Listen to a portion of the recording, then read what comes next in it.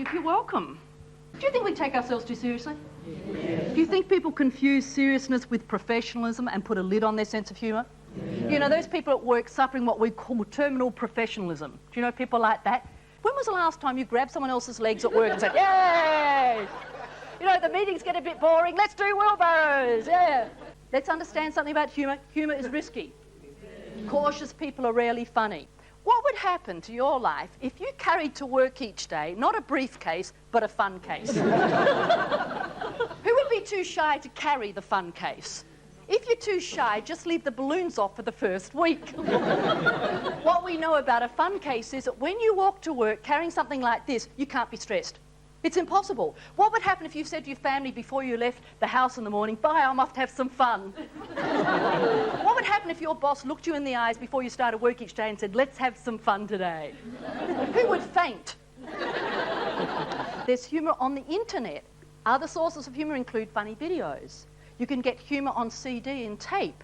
Have you seen the Patch Adams video, for example? There are classics. When people say, what would you like for your birthday? Say, give me a humour collection. And the thing about funny videos, put one on before a meeting. Put one on halfway through the meeting. Put one on instead of the meeting.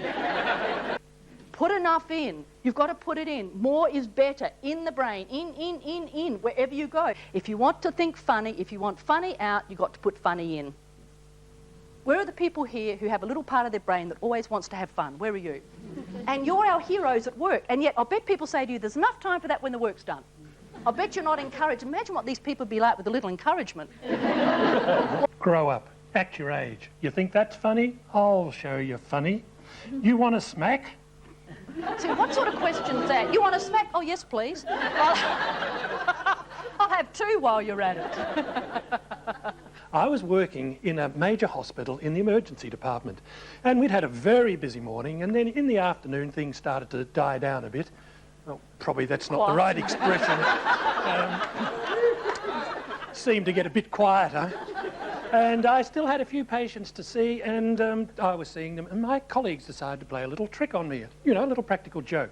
They pulled out a Section 41 form. Now, that's the form that you use to have someone certified insane. And they said, well, he's all right at the moment, he's quite calm.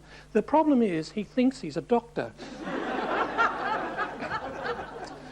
And they said, well, all right, where is he? And they said, well, we've got him up in a cubicle. We've got one of the staff with him to help keep him calm. We've given him a stethoscope and a white coat, and while he's got those, he is quite calm. They said, all right, off we go. I said, look, I really am a doctor. And they said, yes, that's right. How would you like to go for a ride in a nice ambulance? I said, I don't want to go for a ride in an ambulance. I've got patients to see. Yes, you have. So at this stage, they're grabbing my arm and they're leading me down the corridor. But everyone around is rolling with laughter. So everybody had a good laugh. It was a great stress reducer, and everyone went back to work.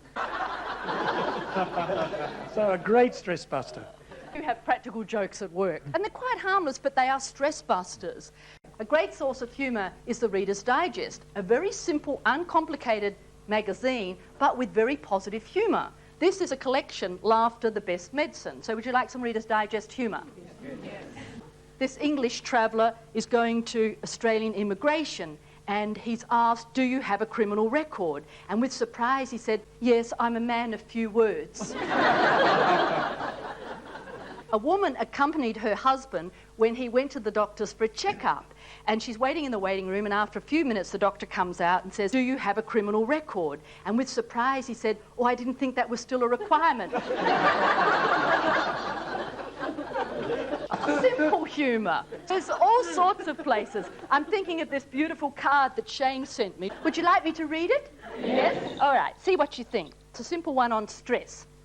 Stress saps stamina and stress steals sleep. Stress makes you miserable and prone to weep. Stress causes tension and stress makes you sick. Ulcers, heart disease and a floppy dick. What do you think, Shane? It's life-saving. It is life-saving. So, it's cheerio from me. And it's goodbye from her.